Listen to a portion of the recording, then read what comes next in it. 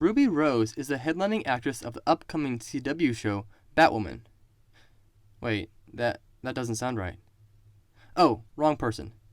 That was almost embarrassing. Missed it by that much. I'm supposed to be talking about the Ruby Rose from the Rooster Teeth show, RWBY. Yes, the character's name is Ruby, and the show's name is also RWBY. It does get confusing, but want to know what's more confusing? The title, RWBY, actually stands for 4 other girls' names, and their names sound like colors.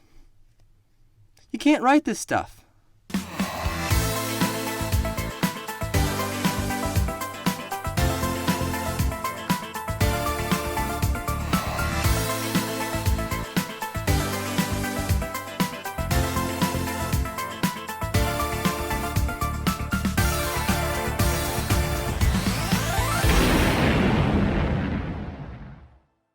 Hello Internet, JoJo here, and welcome to Idea Shock, where getting struck by lightning is a regular occurrence. I should see a doctor. Just taking a little blood. How dare you attack the son of Odin! I need some help! And your relationship to him. I've never met him before. Cool, let's start the video. Ruby Rose is the appointed leader of the color-coordinated team of high school superheroes in training, which honestly is possibly the worst decision that Osmond has ever made. And he's made a lot of mistakes, like putting Jean in charge of Team Juniper. After a chance encounter with some thieves and a huntress, Ruby was invited to Beacon Academy. Basically, it's Harvard for superheroes. When she entered Beacon, she had moved up several years and grades in school. She ended up being moved into the same grade as her sister. That's convenient. Ruby spent her time at Beacon Academy, basically goofing off. She may have had issues in class, but at least Ruby excelled in combat. During Ruby's time spent at Beacon Academy, she had several incidents with the soulless creatures of Grimm. Ruby managed to save the day and make it out with minimal injuries every time, until the fall of Beacon. Beacon Academy was sieged by the White Fang and an army of Grimm. Ruby survived, but because of this event, Team RWBY split up. However, once they came together, their journey began once again. During Volume 1, Team RWBY is sent on their first mission at Beacon Academy. The mission brings them face to face with a Nevermore. The 4 girls of the soon-to-be Team RWBY make a plan that basically involves launching Ruby, the character not the team, at the Nevermore with a giant slingshot. Not a great plan. So, Weiss, the W in RWBY, launches her across the battlefield at the bird. Oh, I'm sorry. I didn't know how this machine worked.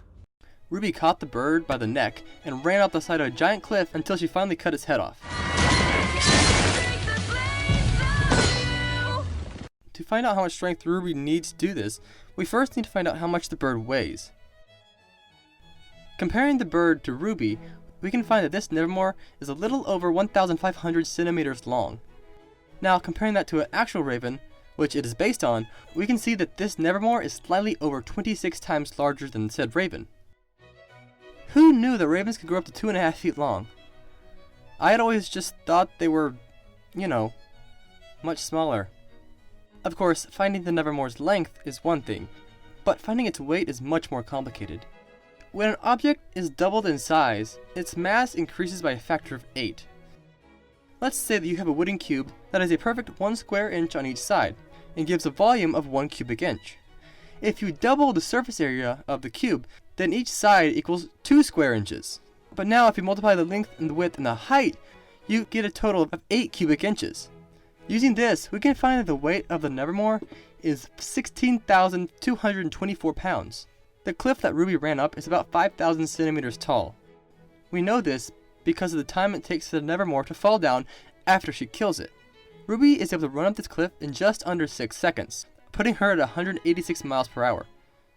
To do this while carrying the Nevermore, Ruby needed to be able to produce 25 million joules of energy. This does not account for the help her gun gave her, but we'll go into the exact numbers of that gun later.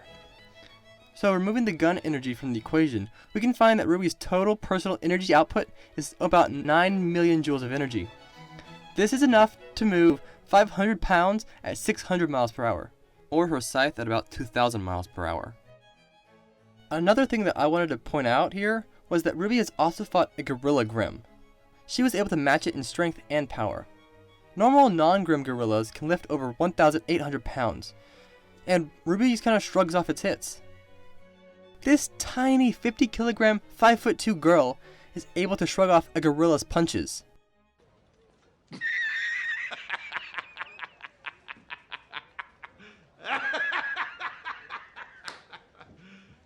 You serious? RWBY's greatest feat of speed in the entire series is actually in the Red trailer.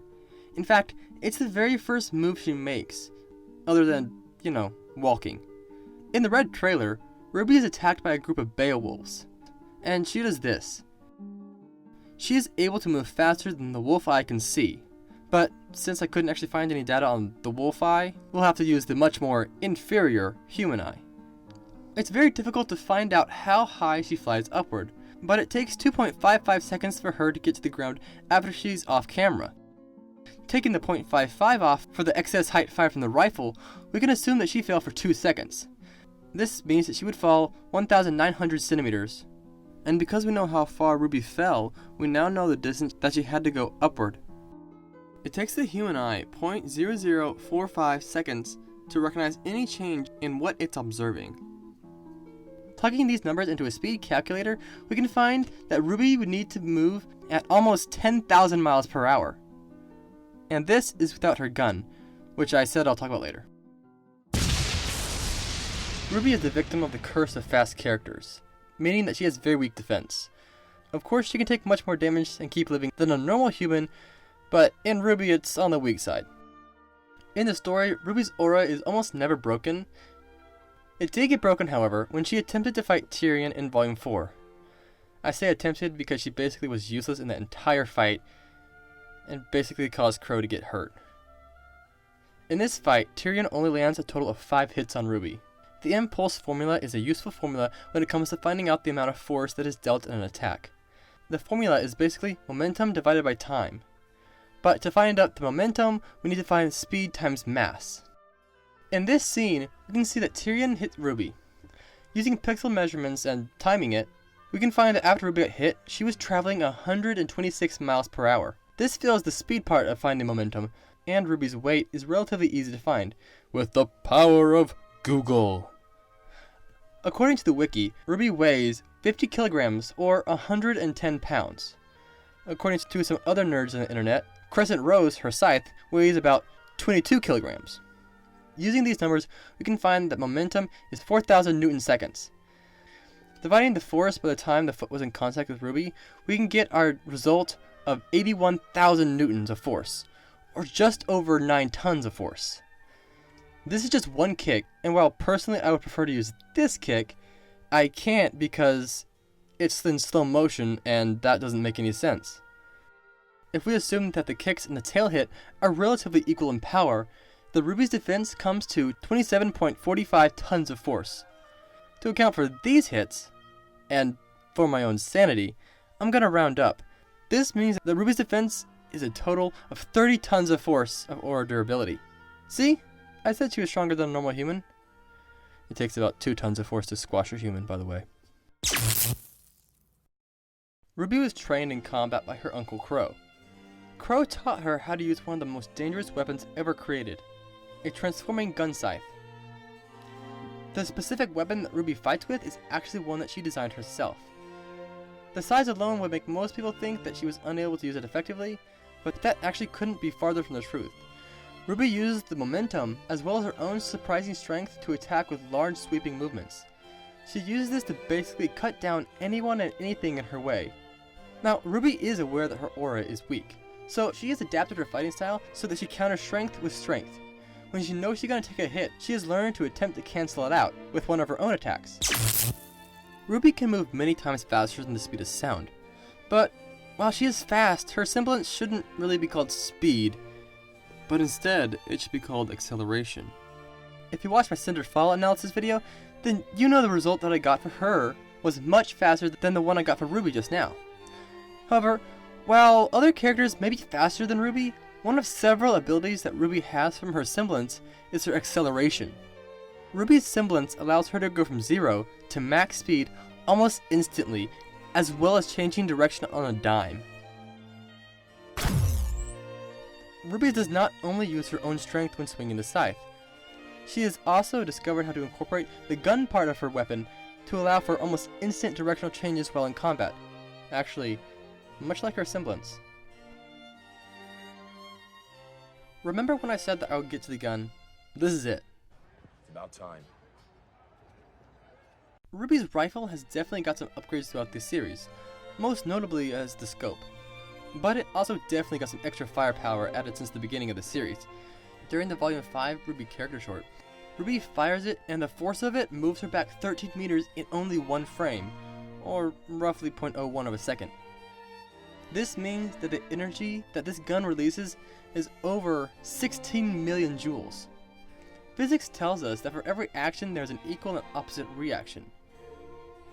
Because of this, we can know that the same energy that fires RWBY backwards is equivalent to the energy that is firing a bullet forwards. One of the most deadly sniper rifles in the world, the .338 Lupa Magnum, fires a bullet that weighs 12.96 grams. If RWBY's gun was to fire the same bullet with that amount of energy, the bullet would move at over 113,000 miles per hour. This bullet would be 148 times faster than the speed of sound. And also a little more than twice the speed that I found for Cinder Fall.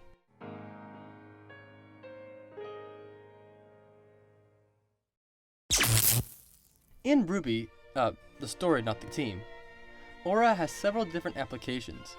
It can be manifested in a physical way, also known as semblance.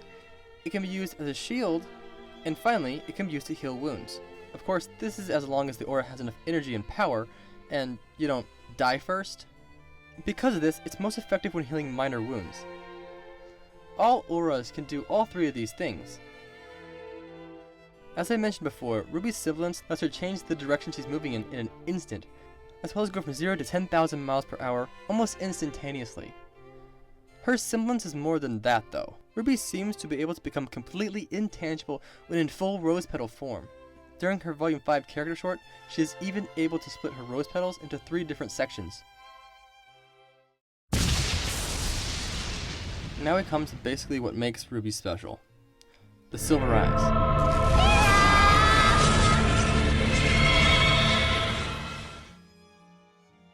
RWBY's silver eyes are the ultimate deus ex machina.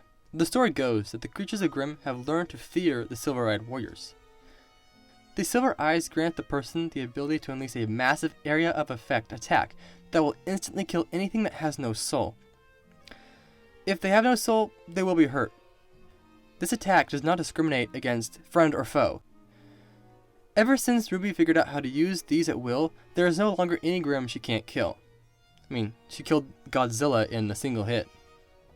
Now, for those of you who are waiting for the death battle between her and Maka Alubarna from Soul Eater, or Deku from My Hero Academia, just know that the silver eyes are going to do nothing to either of them. Just a little bit of info for the death battle fans out there. RWBY has a lot of weaknesses. Her semblance actually drains her aura, and she doesn't appear to be able to use her scythe or gun while in rose petal form. She also can't hit her fastest speeds without going into that form. When in combat, RWBY will typically transform into her petal form, but then will transform back the instant before she attacks. Because of this, many of RWBY's speed attacks are very linear. A clever opponent could see this and use it to their advantage. Also, if her body does become rose petals, then she would naturally be weak to like, I don't know, a flamethrower? Also, she's just the worst sniper. Ever since she got that scope, she has rarely hit her target. She shot an opponent in a Vital tournament, but to do it, she had to lie down in a close quarters fight. That is incredibly dangerous. And then there's this. Let me just say that I can't stand the fight with Tyrion for many reasons. But here she misses. It goes over his head while he's sitting still. The shots afterward wouldn't have even hit him. Those bullets are hitting high. They're directly over him. If he didn't block those bullets with his tail, they would have still missed. It has to be the scope, because when she's not looking through the scope, she's incredibly accurate, like in the Red trailer from Volume 1. Now, typically, this is where the character analysis would go, But for several reasons, I don't feel like I should do it. One reason is because RWBY still has a lot of growing to do. She has a lot of her story arc to cover. Doing a character overview now would be a disservice to her and to you guys. I will say that the reason RWBY wanted to become a huntress was because she wanted everyone to live happily ever after. But she has yet to realize that that is just not reality. Even with all the bad things around her, she still thinks that everything will work out for the best. Thanks for sticking to the end. If I missed anything, leave a comment down below. Researching this one was a bit weird. I had a bunch of stuff going on, so let me know if I missed anything. And as usual, remember to stay spectacular. See you next time. JoJo, out.